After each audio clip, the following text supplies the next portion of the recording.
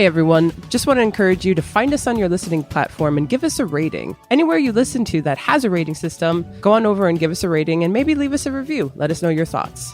These ratings really do help. Thank you so much for listening. On to this week's episode.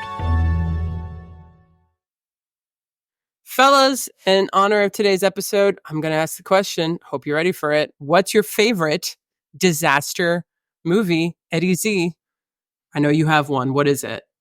Okay, big fan of disaster movies. Actually, I love them. My favorite one that comes to mind is The Day After Tomorrow.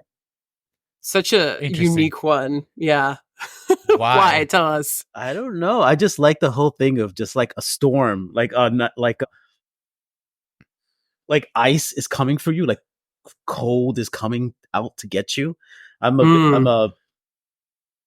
not a big fan of being cold, and that movie just gave me the chills, just watching it. So, I love it.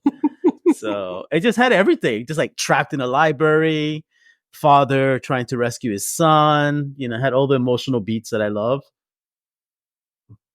Nice. Oh man, I don't even remember the father trying to rescue his son part of the movie. Yeah, Jake Gyllenhaal. It was like they were trying to rescue Jake Gyllenhaal and his friends. Okay, I gotta watch it again. Rolando, what about you? You don't. Yeah, you do. You love it. Mine is Deep Impact. Yes, a classic 90s one. One of two Comet movies of the late 90s. I think it's the superior film in my opinion. Mm-hmm. But Armageddon is the more fun film, most certainly. Is how I will describe it for sure. So that's I used to always get Deep and Sudden Impact confused. But I think Sudden Impact is actually a Clint Eastwood movie. Let me see if I got that right. I've never heard. Yeah, Sudden Impact is a Dirty Harry sequel. So anyway. Oh, okay. Another one I've never seen. You've never seen Deep Impact? I didn't see it in theaters, so I guess I missed my chance. It wasn't a movie that I was going to watch later in life. It's a good one. It's where Armageddon was like all action. Yeah. Deep Impact was much more about the emotional relationships between these people facing an apocalypse. Interesting. Isn't Armageddon though like super melodramatic and very yes, dramatic? It's very melodramatic and full of like all these action sequences and stuff, right? Where Deep Impact is more drama than melodrama. Like the any like one of the storylines, it just what, I'm not going to get into it. I could get into a whole spiel on it. It definitely deals with more of people reacting to the situation, people who are not involved in trying to destroy the asteroid that's coming. These are the people that are just living knowing that it's coming and how their lives are being affected by it. Yeah. Okay. Although, all right. You said natural disaster movies, right? Or disaster movies? Because the other one I would say is just Mars disaster Attacks. Movies. Because Mars Attacks is kind of a disaster film. No. But it's also an alien invasion movie. That's an alien invasion movie. That's different. But what about Independence Day? Because Independence Day is another one that's like kind of a disaster movie. No, but that's alien invasion. I know, but I'm just saying it's just like so much of what we feel is not from the alien invading. It's really from I say disaster movie meaning natural disaster. Natural disasters. Yeah, I would agree. Yeah, or something that is from outside in space coming towards Earth to destroy it. But that's not sentient. That's not aliens. Yeah. Yeah, that is. Okay. Well, then I wonder if my pick would count because mine is Airplane because I love Airplane, but it's a parody of the disaster movie. So I guess it doesn't work. It counts for me. Like Blazing Saddles counts as a Western, even though it's a Western comedy. But anyway. That would count, but. Thank you. I think I would have to say the movie that we're talking about today is absolutely the one that I've watched the most and could easily rewatch. With a close second being Dante's Peak. I love Dante's Peak so much. I love Dante's Peak. It's actually ridiculous. When the woman melts in the... Yes, in the lava. Oh my gosh. No, it's in the sulfuric acid. She's in the lake trying to save her grandchildren. Yeah. And her skin is just getting boiled alive. That was a pretty... It's good drama. Because she's an old lady too. Yeah. That movie... No, it's hard. It's hard. Remaking that is the question.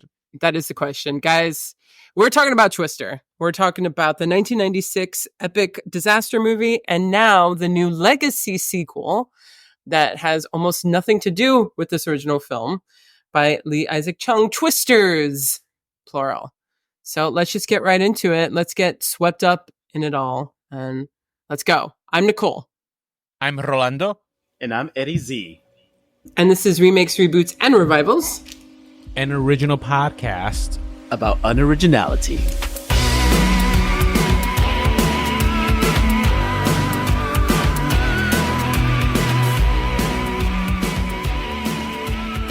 All right, so before we get into today's episode, we're going to actually backtrack to last week's episode when we did Beverly Hills Cop.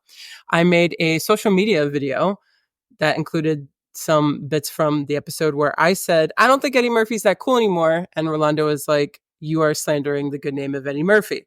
So we both conducted polls on our social media, and we're going to share the results with each other right now via this episode. So what did you do, Rolando? I basically asked the question, is Eddie Murphy still quote unquote cool? I had 6 responses. So I'm not going to name names, but here are the 6 responses. 100%. That was from one person. Number 2, meh, which is lukewarm. A third one, cool, and he parties all the time. So I heard. Number 4, absolutely not. Number 5, he lost his coolness when he made Daddy Daycare. Do you know what he made after Daddy Daycare? Norbit? I Am Dolomite. So no, he did not. Norbit predates Daddy I don't know. Daycare. It was too late by then, though, Rolando. For that person. The last response I got was, he is a comedy legend. Forever cool. Agreed. So pretty much divided. It was very divided, yeah. That's how we are. Yeah, that's how we feel. So the people recognize the 50-50 of this all. So on my end, I just simply asked a poll that you pressed either yes or no on, which was, is Eddie Murphy still cool? And you guys both participated in this poll, which defeats the purpose because I didn't answer your question. So you gotta take that into consideration. And I'll show you, I took a snapshot of it. 42% said yes, he is still cool, but 58% said no, he is not cool. And you guys are part of the 42% that said he was cool. Although I did have someone who clearly doesn't know how polls work message me personally and say, yes, he's still cool. So I guess we should factor that in. The person who does not know how to work the polls would absolutely believe Eddie Murphy's so cool, right? That tracks with that kind of mentality, I think. Yeah. There's got to be an overlap. Like, that's hilarious. So we're not naming names, but I will say that the one thing that I noticed was that the people who said he was cool tended to be over a certain age. Mm-hmm. And the people that thought he wasn't cool tended to be under a certain age, which that age being 40. So I want to say everyone on my poll skewed mostly white. Not everybody was white. Although of the 2 that were not white, they voted cool. So I'm just saying, maybe there's also something there. There you go. Yeah, mine was a whole mix of people. So pretty much does it really prove anything other than, it's a divided stance that people have on it. Much and like our country will be divided this November because we have a new contender in the race.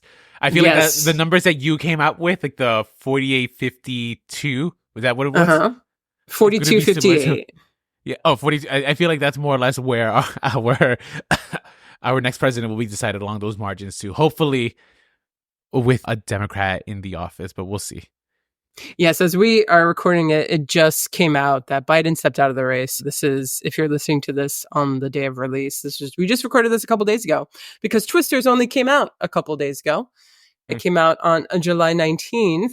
And so we were like, you know what? Perfect timing. Let's get on top of this.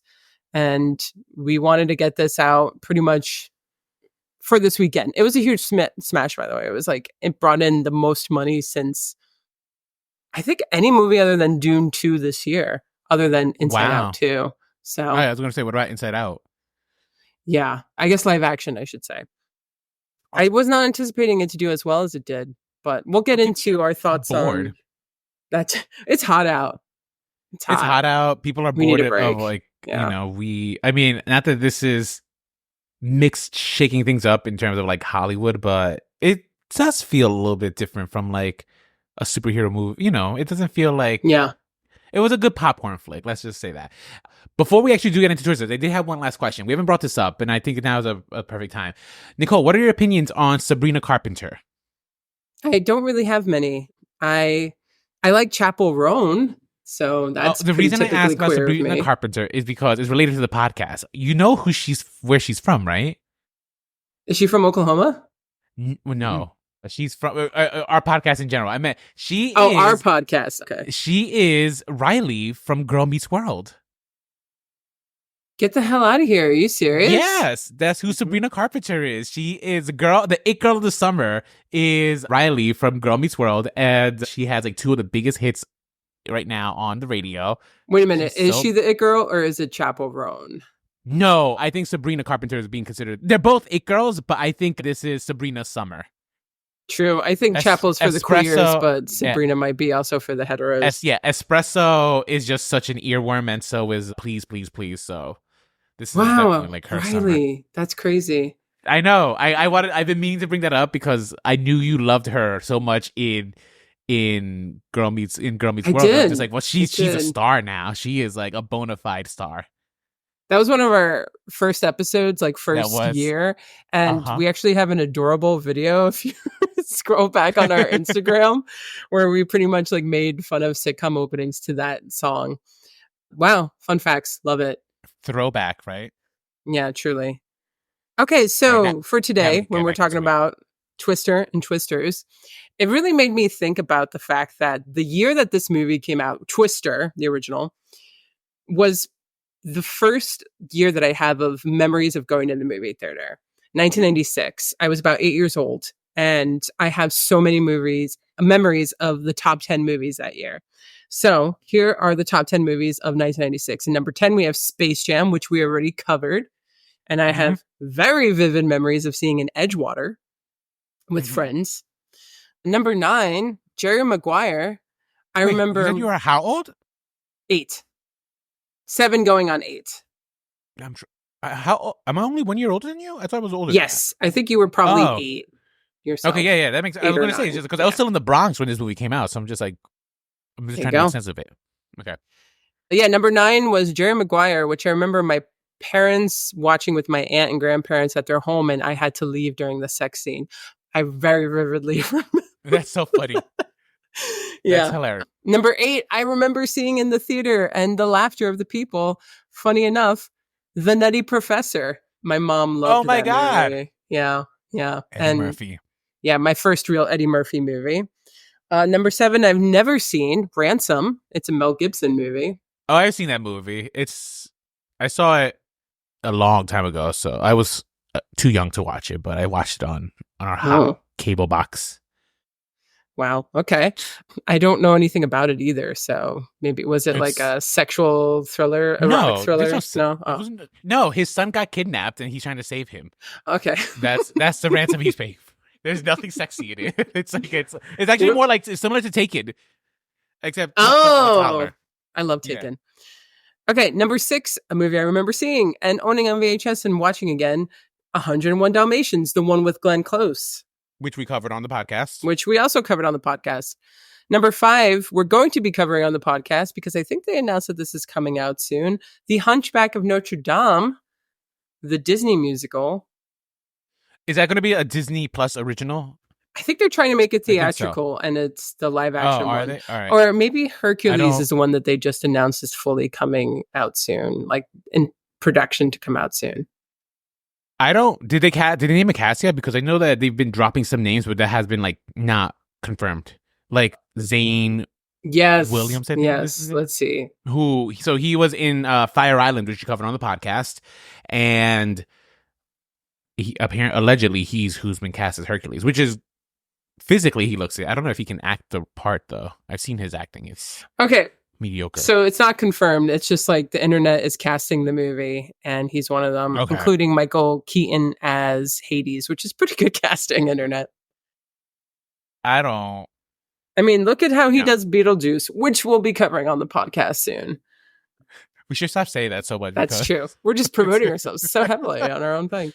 Okay, let me go through this list. Number 4 was The Rock, the Nicolas Cage, Sean Connery, Michael Bay movie, which I didn't see, but I enjoyed much later as an adult. Number 3, Mission Impossible.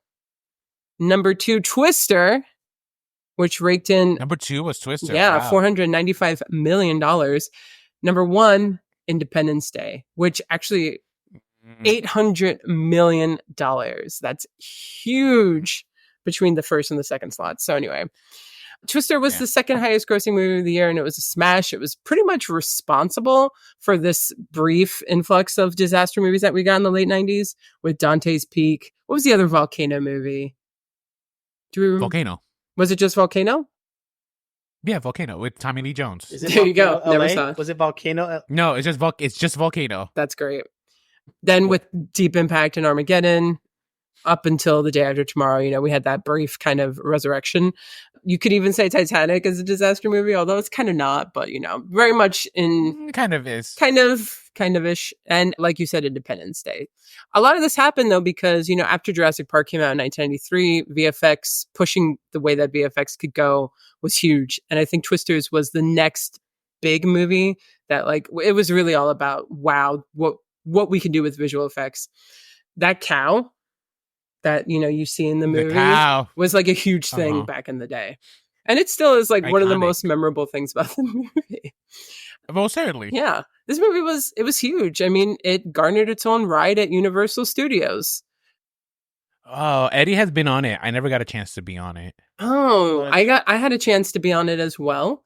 It's not a ride. Okay. It's an experience. What? It's an experience. Yeah. Oh, is it like what was it like the King Kong one where it was just like I've also never been on the King Kong one, so I can't speak to it. So the King Kong one, at least you're in something that's moving, albeit at 10 miles per hour. In Twister, you just stand there after Bill Paxton has, prepped you for are you ready to brace how the Twister really feels? And then you stand there and you experience what it feels like. And that's it. Oh, just winds? They just blow wind at you? Yeah. Yeah. Is that really what it is? That's so ridiculous. Well, no, and then water. In front of you, there's a scene playing out. It's a scene of the movie theater thing. So that, kind of so they you see, they really do this whole nice effect and. Yeah, something falls over. There's lightning. Yeah. A lightning bolt splits a tree in front of you, and yeah, I think you even there's a little bit of a drop or something. Even the cow makes an appearance. The cow, yeah. I would hope so. The legendary cow. I would hope so. Yes. Unfortunately, Universal has since replaced this with the Jimmy Fallon ride. Maybe fortunately, I've never ridden the Jimmy Fallon ride, but it's no longer a thing. I saw it. I can't believe. Why does Jimmy Fallon get his own ride? I don't know. I guess, I don't know. I think when he first got a show, he was really big. And now it's wow, can't believe that's a thing. But I also haven't been to Universal in a long time, so I don't know, what else do they have? I think they have something for Fast and the Furious. They do have a Fast and the Furious ride, but a lot of their rides are just simulation rides where you're just in a 3D booth, basically. Yeah. Which is a little, that's why I prefer Islands of Adventure, because they still have coasters. Yeah, they have the Velocicoaster, the Hulk, and all that stuff. Oh, it's so good. The Hulk is still such a good one that holds up. Yeah. Yeah, I remember having Twister on VHS, and me and my sister definitely we watched it. I don't know why. I don't know what it is about this movie, but this movie is unique. I think that the fact that it's 2 stars are not your typical movie stars really lend itself to the credibility of this movie. And interesting. What do you mean? So how is Helen Hunt not a movie star? Because she is an Oscar win. She wasn't when she started in Twister. Now she was just, but she was TV. She was just a television Helen star Hunt. At this time. Mad About You, right? And Bill Paxton. She was already an Emmy winner. Oh, I guess that might be true. I don't know about that. Bill Paxton was pretty much, the supporting character in a lot of movies. So neither of them had starred in their own movies. And if you look at them, they're just not your typical beautiful Hollywood movie star. Unlike some of the leads that we're going to get in Twisters, Bill Paxton is not typically handsome. And he definitely is convincing for someone who could come from Oklahoma. Yes, that's true. He is like a Midwestern dirty hot. Yes, guy, I think. And Helen Hunt, although she is beautiful, she's a very unique type of beautiful. She's not the type of beautiful that would constitute for a female lead in a 90s movie. I don't know, because she looks not that dissimilar from the female in the new one. What's her name? Daisy. No, in Jurassic Park. Oh, Laura Dern. Yeah, they don't look that dissimilar. I suppose so. Like her outfits in Twister were, minus the shorts, were almost the exact same thing as Laura Dern. Her entire outfit was a white tank top, khakis, as was Laura Dern, khakis. So and Laura Dern's were usually just jean a sweater shorts that she wrapped around her waist. As did Laura Dern. Yeah, Laura Dern. Didn't she have a denim? They were denim shorts. Shorts. Okay. And then she had like her shirt she tied around her waist, which is like a pink one, I think. And then she had the tank top on. Well, let's just say that when Jean de Bont, who, by the way, this was him coming off of Speed, another really great 90s movie. I love Speed so much. Yeah, Speed is great. And he was like, okay, I don't want to work with the Keanu's and the Sandra Bullocks. You know, I want kind of like people who, I want the up and comers. I want people who are a little less famous. He specifically wanted that and requested that and sought it out. I thought you were saying it's like, I want uggos on my movie. It's like, I would be so mad if our Helen Hunt. Helen Hunt completely benefited. That's what I'm saying. From this, though. The next year she was in As Good as It Gets and won an Oscar, and she had a very nice run for a bit there as an A-list movie star. She's still making movies, you know, just not on the A-list is all, as they say. And she's also on TV. Yeah, you can't recognize her, though. Oh, yeah, I don't know. I actually personally have not seen Helen Hunt in anything. And we were going to cover Mad About You, but we didn't. We didn't. Mostly because no one was watching it. I don't think anyone subscribed to Peacock at the time. Yeah. It was or on whatever. I think that's what it was on Peacock. It was on a streaming service that like no one was. Yeah, like a brand new streaming service, wasn't it at the time? I'm pretty sure it was Peacock. Okay. It's an NBC show. Yeah. Yeah. Hard ask. I don't know. That and Murphy Brown we were considering, and then we ended up not doing it. No, but Frasier in a heartbeat. Don't ask me twice. That's true. Did you guys know that this was written by Michael Crichton? I did know that, actually. Yeah, I didn't know that until the rewatch. I was like, when his name came up, I was like, what? So, again, very much thanks to Jurassic Park, we have this movie. What is Twister about? It's essentially about a group of storm chasers who tried to deploy a tornado research device during a severe outbreak in Oklahoma. Now, I just want to add the fact that I'm currently in a relationship with someone who is from Oklahoma. I've been to Oklahoma twice already. And I've heard the tornado. I know, I'm going to rub it in everybody's face. I've heard the tornado warnings go off in Oklahoma. And so after watching both of these movies. Did you experience a tornado? No, I didn't. But I pretty much consulted with my girlfriend who she's had very close calls, but has never had an experience quite like, say, Joe has in the beginning of this movie. And clearly not like the other one had in the next movie. So this movie opens in an Oklahoma farm, 1969. Young girl and her two parents and their dog. They had to take shelter from a tornado. Now, there's different levels to a tornado. F1 all the way up to F5. They're experiencing an F5, which you can imagine higher on the scale. It's pretty high intensity. And of course, you measure it by the damage that it does. Yeah, exactly. It's not necessarily the intensity; it's just how much it damaged. Yeah. So if you have a weak one in like a middle city, it'll still be an F5 because it's just how much more damage it would cause. Yeah, and this one was so damaging. Unfortunately, it took the life of her father, and that's how the movie opens in the most hilarious way possible. Yeah, in the most dated. Why was 90s he holding way. the door? He was holding the door. It's just like, why? Just like hide in the corner with your child. Yeah, you're supposed to get as far away as you like possibly can. I can only. He was waiting for the point where the intensity of suction would be lower. Like holding it. There's a point where if the door would have blown open, they could have been sucked out, all of them. Interesting. I didn't know that. But well, you know when a tornado strikes, where you're supposed to be or where you're not supposed to be? No, Nicole, I live in New Jersey. We don't get many tornadoes. Yeah, but they talk about it in the movies. We've gotten one. Do you think I listened when I was like 8 years old to that movie? Like, how about when you were 36? Did you rewatch it? Yeah, of course I rewatched it. We Last rewatched night. it after we watched the new one, though.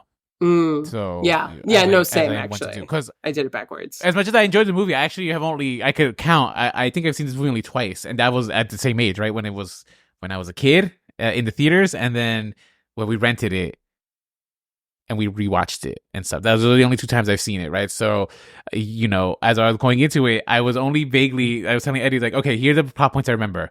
They were like a divorced couple or something, and it turns out I was close. They were divorcing the flying cow, and that they were trying to like drop some like balls into the tornado, right? Because they were trying to just like find new research into what creates a tornado. Yeah, and that there's the Dorothy, which is something that will appear again, which is the device essentially. So, yeah, you're supposed to stay away from like windows. You're supposed to go into like a closet or a bathroom, something that has no windows. Really? Why a closet? Presumably a closet would have no windows. If a window breaks, then the walls could come down. But if you're insulated by 4 walls, you'll be safer. I thought you were supposed to go to a basement. That too. But if you don't have that, or if you like wherever you are, that's where you're supposed to go. So anyway. I once saw a funny Reddit post in which a girl was talking about how her sister had gotten like scoliosis surgery. And, you're supposed to be on your back for when you're in recovery. They were in Oklahoma, and they got a tornado warning, and all they could do was place her on an ironing board and leave her in the closet and just hope for the best as they ran to the basement. And I'm just like, I read that story, I just could not stop laughing. I think I woke Eddie up from his slumber to share that Reddit post because it was so funny. Like, I just sounds hilarious visually, and I kind of wish the scene was in one of the Twister films, right? Yeah. Like, what does happen to the people who can't go to basements? This is true. I mean, yeah. You go to the closet and hope for the best. Yeah. Just like gays growing up. Clever, cute. So, yeah, her ex-husband, they're strained. His name is Bill. He used to be a storm chaser. Now he wants to just be a meteorologist. He wants to be a TV weatherman. And he's like, hey, sign the papers. And she's like, yeah, I'll sign the papers after we do this one last chase, So she's pretty much like leading him on that she's going to sign him, but she doesn't want to sign it. He's there with his current fiance too, Melissa, who's a psychiatrist and who's the biggest sport ever. I swear, upon rewatch, when you're younger, there are some bad memories you have of the character. And then when you get older and you watch it, you're like, wow, this poor girl. Oh, yeah. It's so interesting. I didn't have bad memories of her. I didn't remember her at all. I remembered her. But I remembered her being in the way and being like, what's your problem, lady? Yeah. Oh, interesting. That's so funny. Because now, watching it as an adult, I was just like, she was actually quite sympathetic. Like, at no point did they make her the bad guy, actually, in the film. Like, no point did they make her the bad guy. And they actually kind of, like, she was maybe at times annoyed, but, like, I don't know, a city girl in Tornado Alley, I'd be annoyed too, to be quite honest, No, I mean, absolutely. I felt her to be the most sympathetic. I actually was like, these assholes. Oh, no, yeah. Helen Hunt was definitely the bad one. She wasn't bad. She was flaunting how much he wanted her in front of Melissa on purpose. She didn't do anything, intentional here. But, you can tell that Joe still had feelings and did not want to end her relationship with yeah. Well, we come to learn that Joe has a hard time letting things go. She's got trauma. So, but Bill, obviously, they're 2 peas in a pod, so she doesn't want to let him go. And, people do messed up shit when they're in love and all that stuff. Now, I will tell you who has aged the worst upon this rewatch was Philip Seymour Hoffman's character, Dusty. I did not know 20 minutes into the film. I didn't realize that was Philip Seymour Hoffman until it hit me. I was just like, wait a minute. Is that Philip Seymour Hoffman?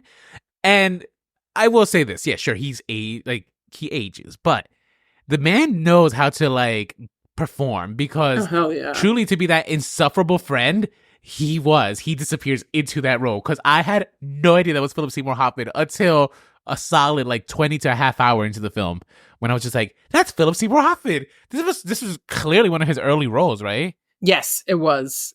And the next year he did Talented Mr. No, wait, in a couple years he did Talented Mr. Ripley, which we did recently. He wasn't having his leading man roles quite yet. I mean, yes, he completely disappeared into the role. A little creepy at times towards poor Melissa. But was he creepy or was he just? I don't know if I didn't find him creepy. I think he was more so just maybe boundary issues. Yeah, like he didn't. He like, but not like it. It didn't come off like sexual, right? It didn't come off like he was like trying to be pervy. It was just that he just clearly does not understand boundaries. Yes. Yeah, I guess for me that might be one and the same. You don't understand boundaries, and to me you're just a little creepy as all. But so yeah, they also have a rival, Jonas, who actually kind of stole Bill's idea for this device, which essentially, can someone try and explain how this device works?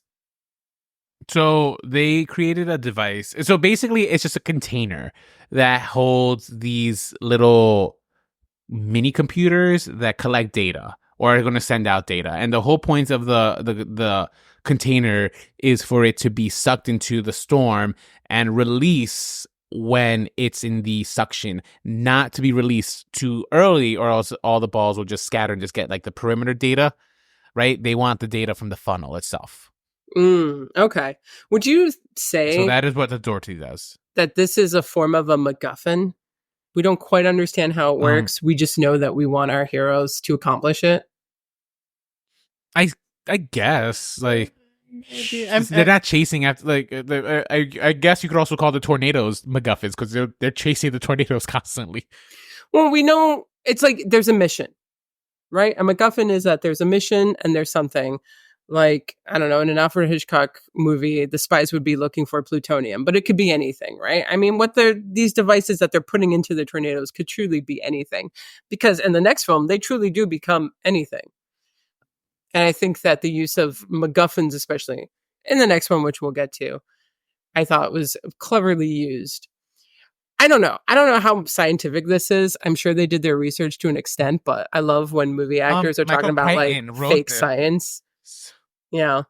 I just love when like actors who are clearly not science people are like talking about science. It's like my favorite thing. So the sensor balls are science. That's science fiction.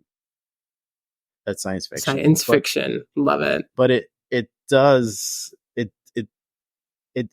inspired like a generation of like storm chasers and scientists to research storms, collect funnel data, collect data like this.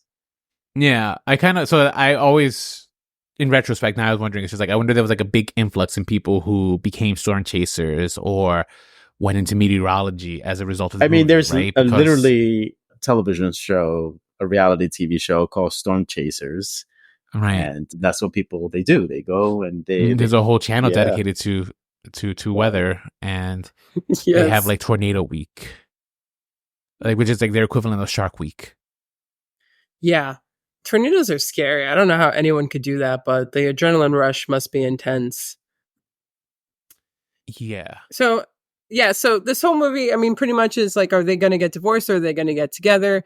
And are they going to be able to set off this Dorothy device and, cure tornadoes? I mean, I don't know what the goal is. I guess they just want to understand tornadoes a little bit better.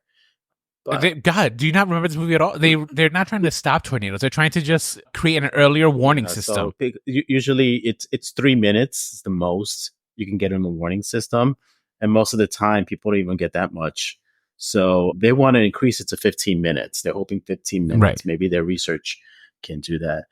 And I mean, it's a little more than just will they get back together story. But it is, I love the whole scientific process of trial and error that took place from Dorothy 1 to Dorothy 4, like them figuring out how were they going to get the best optimal situation for them to get the data, So I did enjoy this whole trial and error and like, them totally failing, almost wanting to give up, screaming their heads off. And then like the realizations, like realize, wow, wait a minute, if we put this, it'll fly. Or if we station the Dorothy barrel in one place, on the ground, that would increase their chances of it being picked up.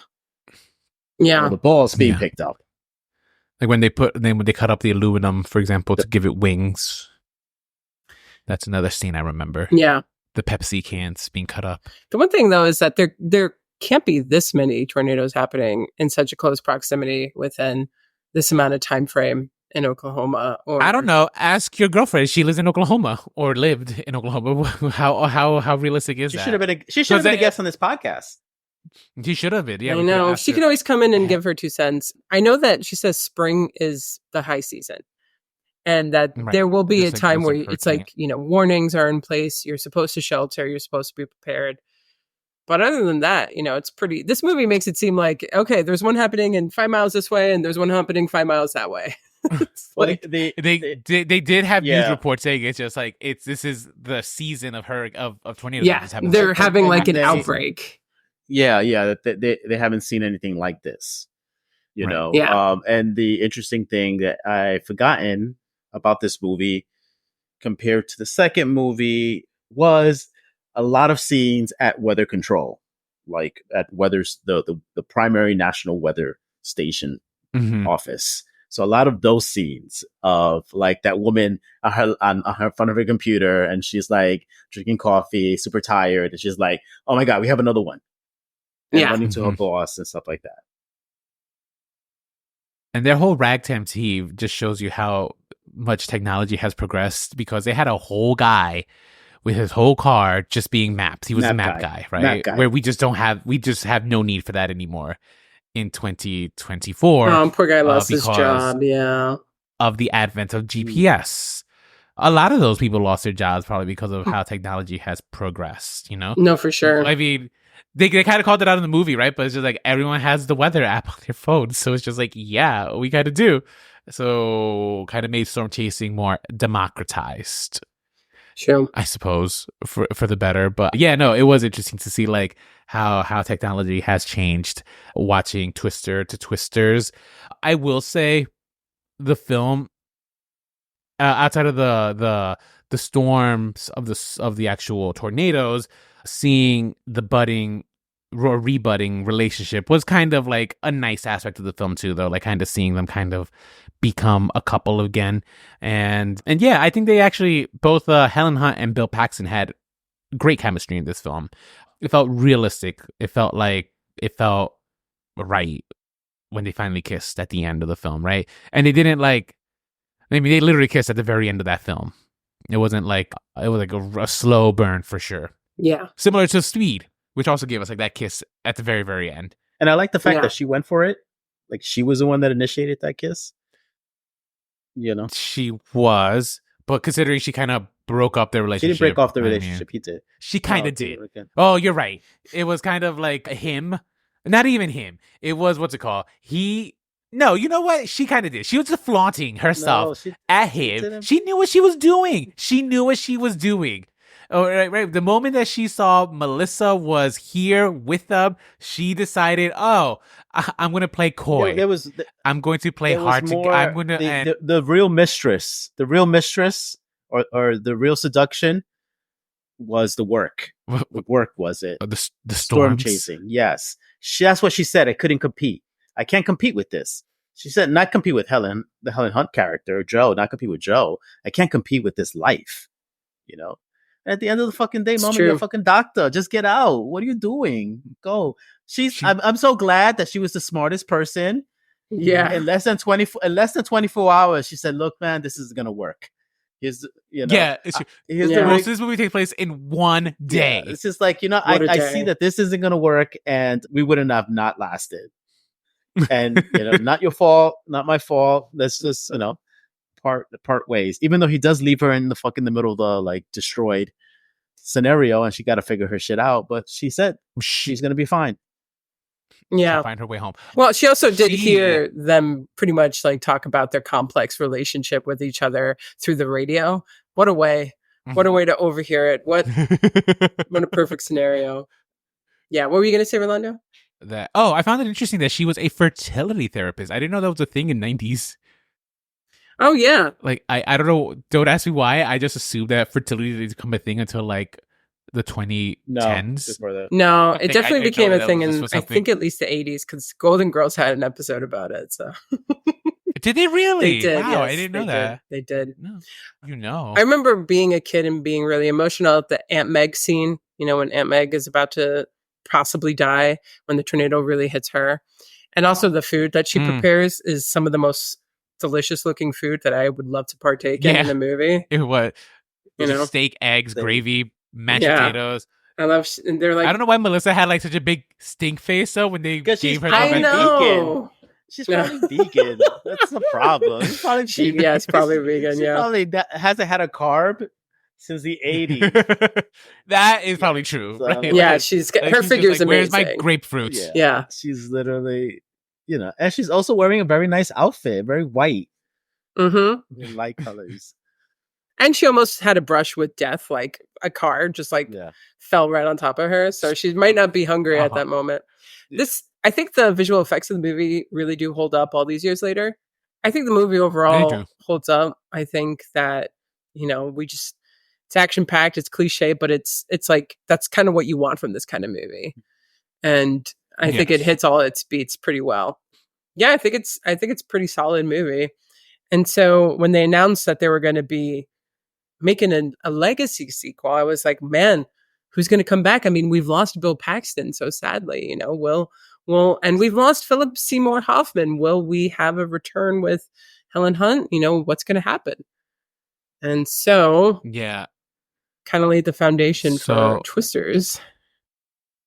Right. So I had, interestingly enough, Eddie's the one who discovered this for me, but Helen Hunt had done an interview on Andy Cohen's show, Watch What Happens Live, where she talked about the Twisters sequel. And I think this was either in 2020 or 2021. But she apparently had written and drafted like a script, and and she wanted to direct. Oh. And it was going to follow their kid and his like ragtag team of made up predominantly people of color, right? That was going to be the initial pitch and stuff. Apparently, Warner's turned it down, and instead we got this film eventually out of it.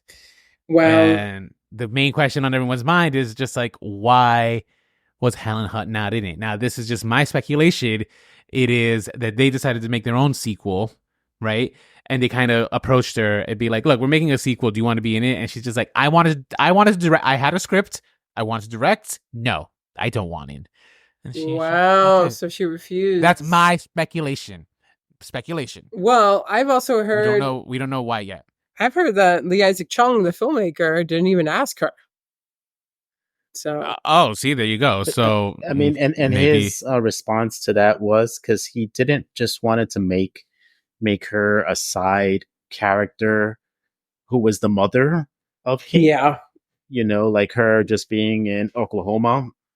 He thought that, I mean, I wouldn't say an excuse, but his explanation was he thought that Joe would have a bigger life than just being a stay-at-home mom in Oklahoma. Yeah. But what's wrong with being a stay-at-home mom in Oklahoma? Yeah, exactly. There's nothing. No. There's nothing wrong with being a stay-at-home mom, but Joe would not be a stay-at-home character. Yeah, that's the thing. Her character. Like Joe would probably be still trying to solve the world's problems. But she would also, if she had a child and Bill died, which I'm assuming in this world he must have, she would have passed it on to her child, and her child would have been just as crazy as she was. Mm-hmm. In fact, I bet you the beginning of the movie would have been Joe with her child, like caught in that storm, and then the child's friend dies and stuff. And now maybe there causes a rift between the mom and child. Oh my God, we're writing the other potential sequel. But how about we stick to reality of what is? What is Twisters? Well, Twisters. Oh, I don't know the characters' names. It's Kate. Kate and Tyler are the main characters. So Kate is a young college student, maybe grad school, because I think she was working on her PhD. And she has concocted a theory that if you release certain polymers into the sky, it'll absorb the moisture, therefore diffusing the power of the tornadoes. Her and her friends are trying to prove if her theory is correct. And unfortunately, they get caught in a massive tornado that they were not expecting. And her crew of 5, out of her crew of 5, only 2 survive. One being her friend Javi, who was played by Anthony Ramos. And, you know, her boyfriend dies while trying to protect her. Her friend gets swept up. She was Sabrina from Sabrina the Teenage Kieran and Witch. Shipka. And Let the Teenage Witch, The Chilling Adventures. The Chilling Adventures of Sabrina, that one. And and then the other friend just got I think he also just got sucked up by the tornado. Yeah. Everyone gets sucked up by it. A lot of people die in the first 5 minutes of this film. Flash forward to sometime later. She's now working as not a meteorologist, right? She's just I think she's a meteorologist and she's a meteorologist, working for storm, the AccuWeather. Mm-hmm. And she's in New York. Yeah, she left Oklahoma, and Javi tracks her down, and he is asking for her help to study tornadoes again for 1 week, so they can get data and his goal is to collect data for his company. Storm Power. We don't know his true motives. Yeah, we don't know his true motives just yet. We just know that he's just collecting data and he needs her help doing this. He says it's in hope of helping people, and she decides to tag along. And while she's there, she meets Tyler, who is kind of a famous YouTuber storm chaser known as the Storm Wrangler, and they kind of build a little kind of frenemy situation, right? They're kind of competitive with each other, who knows storms better. And he keeps calling her city girl, and she's just like, bitch, you don't know me. Not saying that, obviously. But meanwhile, there's also a reporter from Britain who's writing an article on the YouTube guy. And yeah, they kind of have this little rivalry going on, chasing storms. But we come to discover that Javi, he's kind of connected with this shady person who's using storms to purchase homes that have been destroyed on the cheap. Just land on the cheap to people who are distraught. And she kind of is just no way, this is not what I want to be a part of. And she ends up joining Tyler's team, who turned out to be this ragtag team with a heart of gold. They go out outside. So even though they're very chauvinistic, because they are, and they're very, very much about that YouTube life, it turns out that they're also really good people, right? A lot of the money that they raise through their YouTube sales of t-shirts, they put into helping feed the communities that are affected by these storms. And so she ends up forming a relationship with them.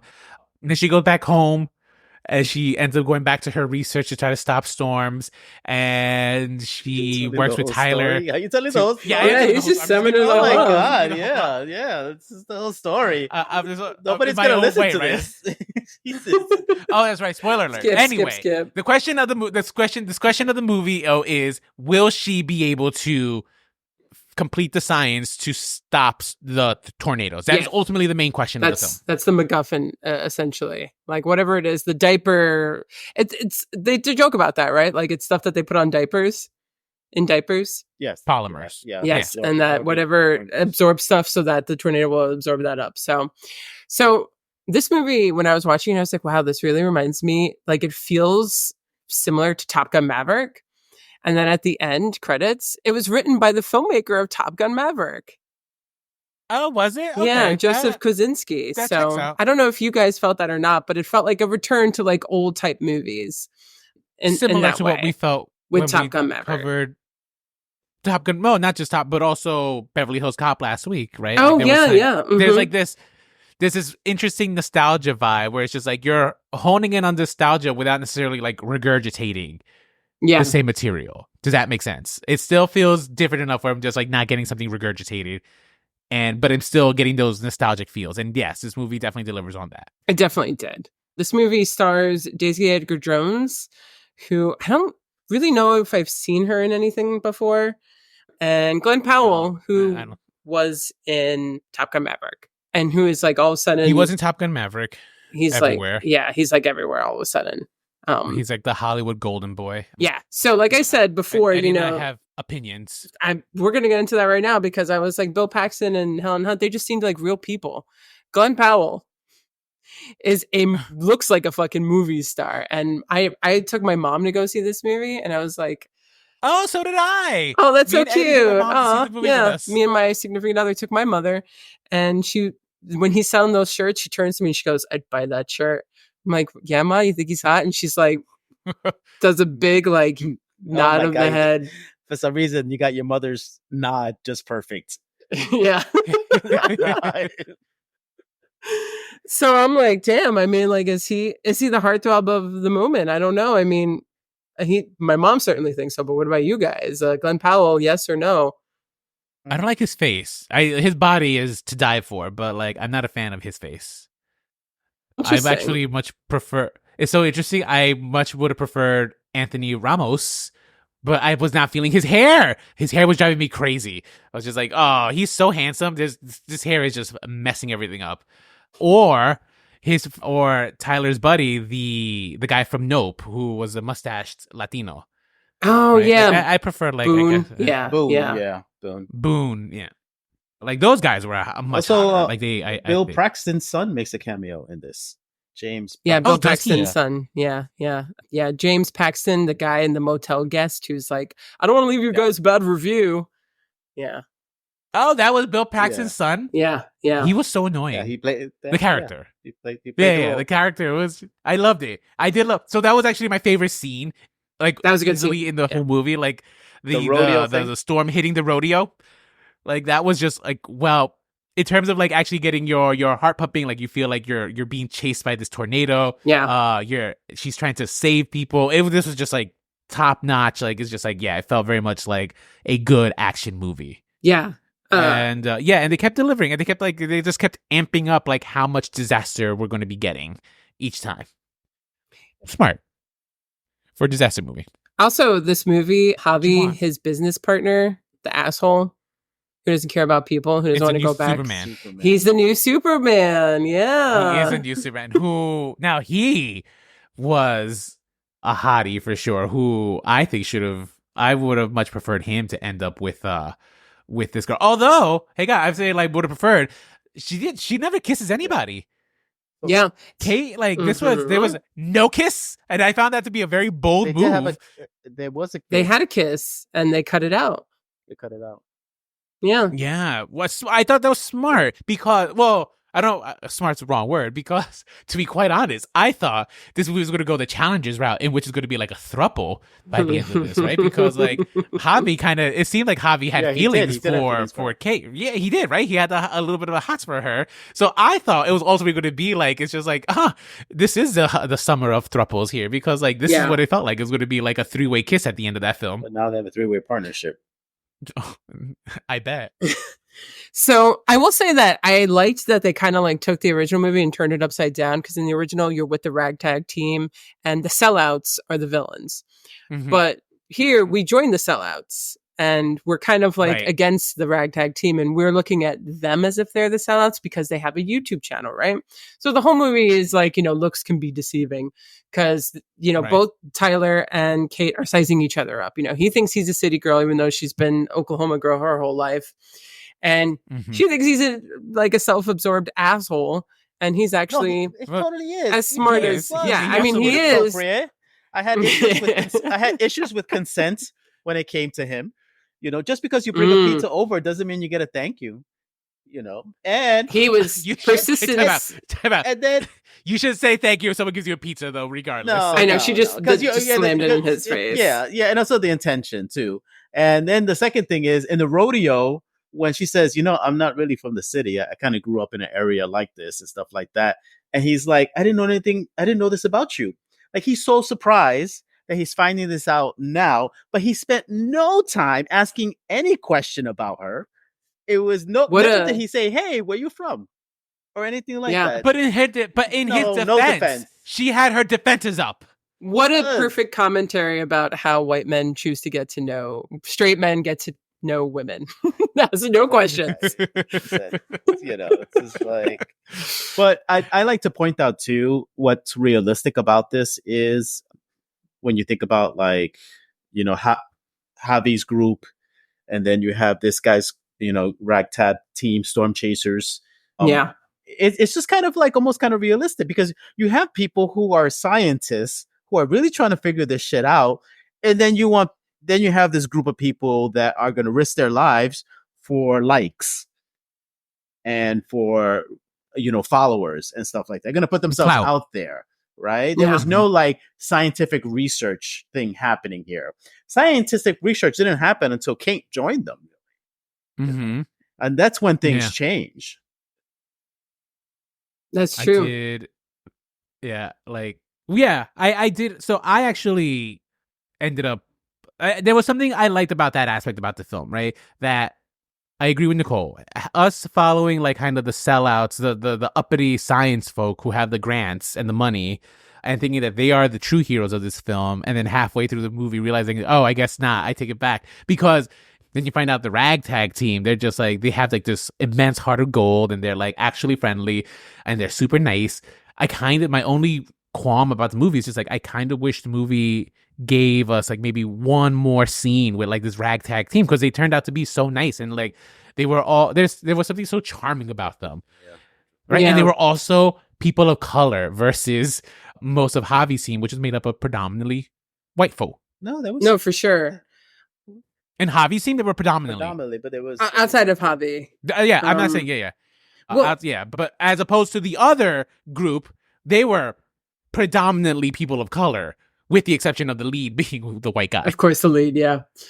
Well, yeah, duh. Yeah, I would agree with that for sure. And it's actually funny because yes, Tyler, questions of consent there. I had some problems with Javi. Okay, Javi is well aware of this woman's trauma. And he is expecting her to go to Oklahoma and to like put that in the face of a fucking tornado. And like you could tell when they do not succeed making their triangle the first time, he's pissed. The first time? Yeah. He is. Javi for sure is to blame on that one because he should have known to have another person with him to help him put out the radar thing or whatever. Because why would he expect her to leave the car during a tornado? After she had her boyfriend get seriously, up and he wasn't there, and like she was in the midst of it, but he knows she was in the midst of it. So that I thought was pretty fucked up. And I don't know, I was like fully expecting Javi to turn out to be a bad guy. So when he redeemed himself at the end, I was like, okay, fine, but you still are a little bit more self-possessed than not caring about other people's wounds here, sir, just for money. Well, characters can have flaws, and I appreciate that. Sometimes our intentions are in the good space, but how they may affect other people. Javi lost 3 of his best friends. I know when he threw that in her face, that was also like, oh my god, yeah, you're hurt. I mean, yeah. I mean, he went one step further than I would have reminded her. I also have trauma from this, and this is why. And people react differently. His trauma was like how he dealt with it is like, I'm out here, I'm trying to figure this out. I want to do something to at least make things better, Mm-hmm. And he was maybe just hoping, like giving her the opportunity, I mean, he needed her because, she had this kind of like sixth sensibility to be able to read the weather, similar to Bill character. Like he can read the signs and understand the weather, the storm. So, but yeah, I could see how it was kind of all messed up, but these are broken people trying to figure out their shit and trauma, No, yeah. And I also appreciated that about the movie. Like they didn't kind of lean into that with the Wranglers, because I think that's what they're called. But these are a bunch of broken people. I kind of would have liked it a little bit more if it was ended up being that. Like if Tyler had his own like trauma that he was carrying around. He kind of did, I think, in one scene when he was talking about, and he was like, you got to face your fears. You don't walk away from it. You face it. Something like that. He's talking about riding the bulls. Yeah, where he was like, you don't run from your fears, you like face it head on or something. Right. Did you guys you write them? No, you write them. You write them. Yeah, that's right. There you go. Right. Did you guys have expect though when she went home to the farm and all of a sudden the camera pans and there's a woman walking out of the darkness that it would have been fucking Helen Hunt? I did. I was just like, here's our Helen Hunt. I was like, why are they setting this up? Because the movie begins, right, with all these years ago and they're in college and they're about to do a thing. What device are they using? They're using Dorothy, right? Dorothy. So, Dorothy of course, you're in your head, you're like, oh, yeah, someone from the first movie must have passed that down to them. But no, of course, the movie never explains that. And Lee Isaac Chung, the filmmaker, has got on record being like, I don't know, maybe somebody donated it to a college. It's like that's his explanation. Fine. I'll accept it. Which is absolutely valid. True. I accept it, but it's also like, wow, you just really don't want anything to do with that first movie. Like getting our hopes up for no reason that we would see someone. But anyway, alas. So but she did have the mom character. She did have the same outfit. Kate did wear her. She did. Yeah, she pretty much is in honor of. Yeah. No, I would for the best scene of the movie too, which I'm glad because that's not to say that the movie was like mediocre, right? Because the best scene was in the middle, but that was my favorite sequence, the one at the rodeo, like when the storm comes to the rodeo and they're trying to help. That was easily like that felt like what you go to the movie theaters for, right?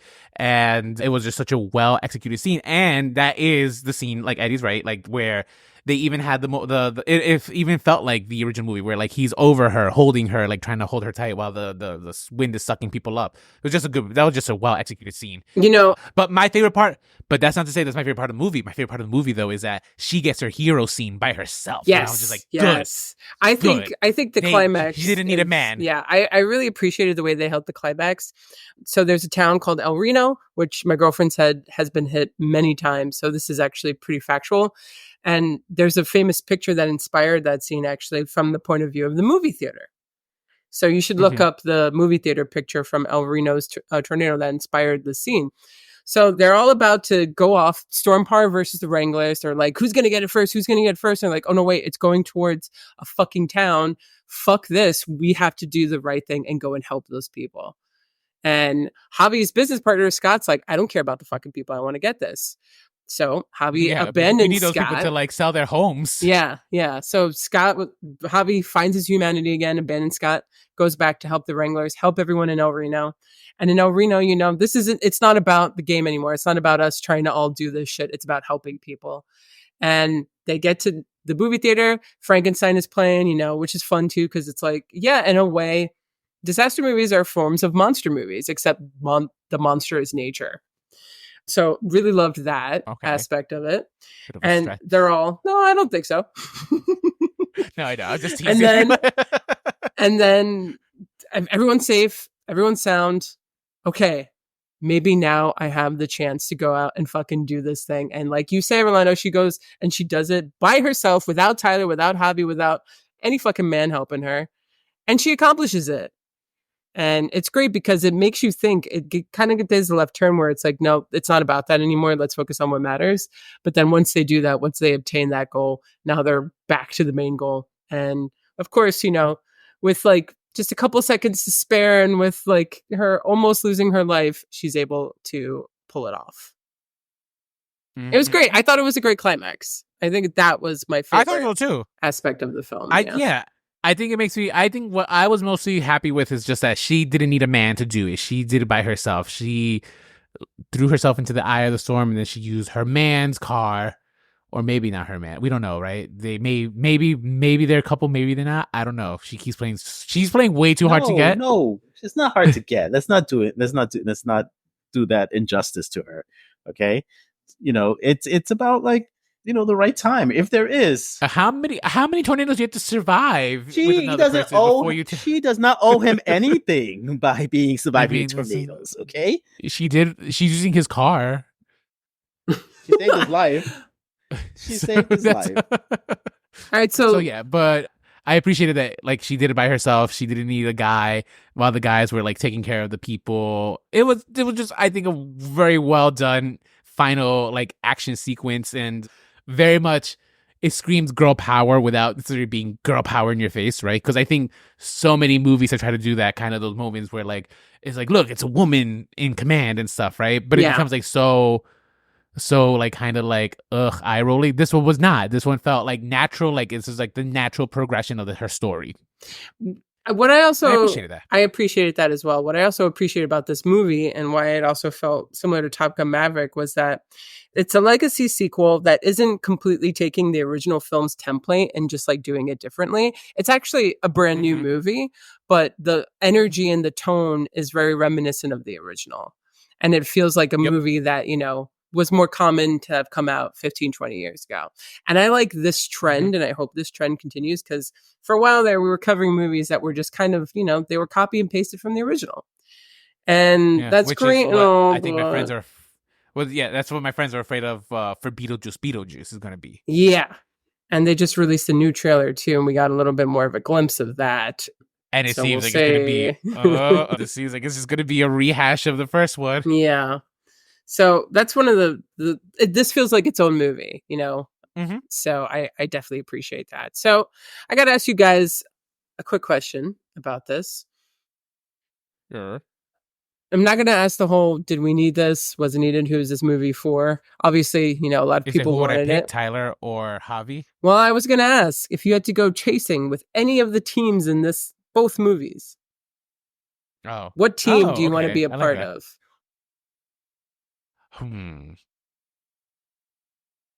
I might pick Tyler's team, the Wranglers, to be quite honest. Yeah? Why? I think so. Well, because more people who look like me. kind of a big selling point. Yeah. They're all on the YouTube channel. It's not just him. They are all on the channel streaming with him. So the chance for stardom. So I will go with that, with the Wranglers. Okay, so it's about the stardom. Okay. It's the other factor as well, but there's a chance for stardom, so it's just like, okay, sure, we'll go with that one. True. Eddie, what about you? I probably would have gone to Javi's team as long as Kate was in there, because I would have trust Javi's leadership and Kate's instincts. Oh, interesting. Nice. I like that. But what about when Kate leaves? Do you leave with Kate to go to my team? Well, I remind Javi our mission, what our real mission was. True. And Javi's like, money. Duh. What about you, Nicole? Who are you picking? I think I'm going to also choose the Wranglers.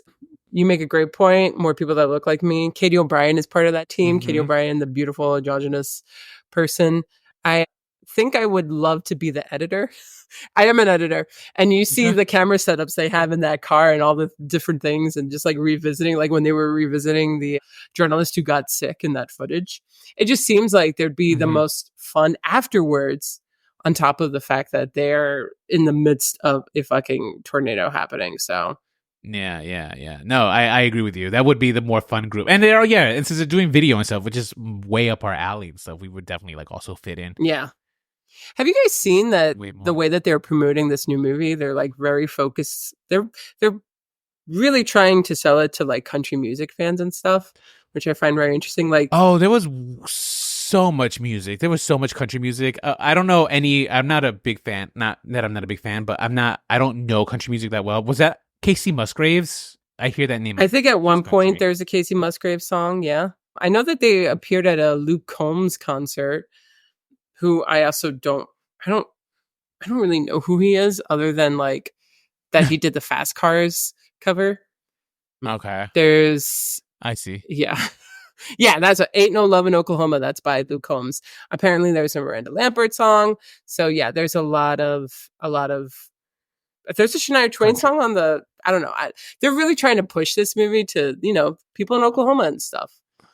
So, well, yeah, it's because it's based out of Oklahoma. Smart move, right? Do you think I feel like it's a little bit of pandering, but I guess if the Oklahomans don't think so, then who cares? The reason I guess I don't, like, they're not giving me any music from the musical Oklahoma, I guess. Would that be pandering?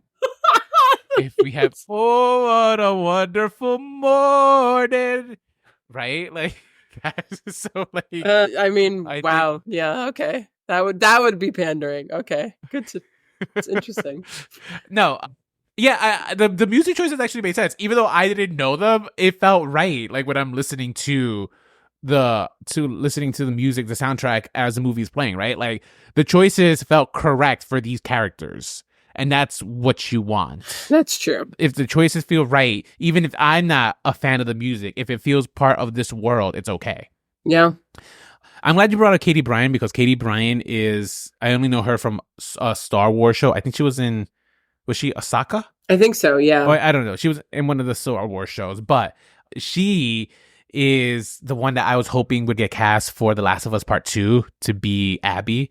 Anyone who here has played The Last of Us Part 2 would know who I'm talking about. But like, because I think she has like this, you call her, she's androgynous, right? Is she a she though? I'm not sure if they identify as a non-binary or if they go by she, her pronouns. Okay, so Katie O'Brien has the look that I would associate with the character Abby, and I was hoping that she would get cast for the second season of The Last of Us, but I don't think she got cast and stuff. But I just wanted to throw that out there because there's something very captivating about this person every time I see them on screen. I would agree with that. And I do enjoy seeing this person on screen. They're great in Love Lies Bleeding. You should see that. Oh, okay, fine. Yeah, maybe I'll check it out. It's on Max. But yeah, but I'll say that Mandalorian. The Mandalorian. You're right. Yeah. But the cast. I will say this about the cast. The cast was overall, like, I think, a well put together cast. I liked them all. Glenn Powell and this chica who played Kate, like they had chemistry. And they were able to kind of, and I think this is what people are liking about Glenn Powell, right? Because like the last big movie that he did was a rom-com, right? Where he was playing against Anyone Sydney But Sweeney. You. Mm-hmm. And like that's the whole premise, right? Like this is like the kind of will they, won't they end up together kind of thing. And like he has that kind of energy that he does bring to this. So I get it.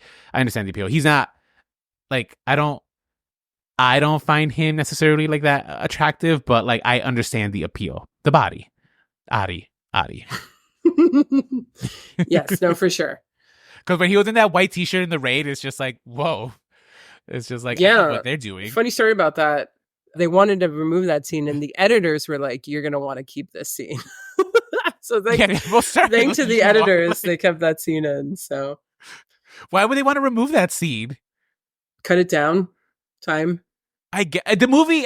Will say this: the movie at times did feel a little long. Like it could have been trimmed a little bit, just a little bit, maybe 5 minutes or so. But yeah, But otherwise, it was a fun film to watch, and it was definitely one that I enjoyed going to the theaters. I'm never going back to this theater again. I know that much. Oh yeah, I saw it in a Dolby, and the screen was beautiful, and my crowd was amazing. What about your terrible experience? So now Kara Soates is no longer Showplay Cinemas. Now it's owned by Regal. I heard. And biggest sin, already number one, they no longer have Coke product. It is Pepsi, and I was just like, yeah, Coke is for AMC. You gotta go to AMC. And number two, it's back to getting online to order your food instead of ordering on the kiosk and then just going to pick it up. Already, I'm just like livid. And then there were no napkins. Ooh. It's paper towels. It's just like, here, I asked the things like, do you have napkins? Like, did she give you paper towels? They're like, yeah, you just take it what you see. Like, what kind of ghetto shit is this? Because this is not my experience. So yeah, they may have lost a customer. Wow. They may have lost a customer. Wait a minute, you really can't order food on the Regal app? No, that's terrible. Like, it was like, you had to get online and order it. It was annoying. Eesh. Yeah, I don't go to Regal. I go to AMC. So. Well, I'm never going to Regal again because first and only, they should not have done so much changes. It's too quick. Too many changes so quickly. Too many changes too quickly.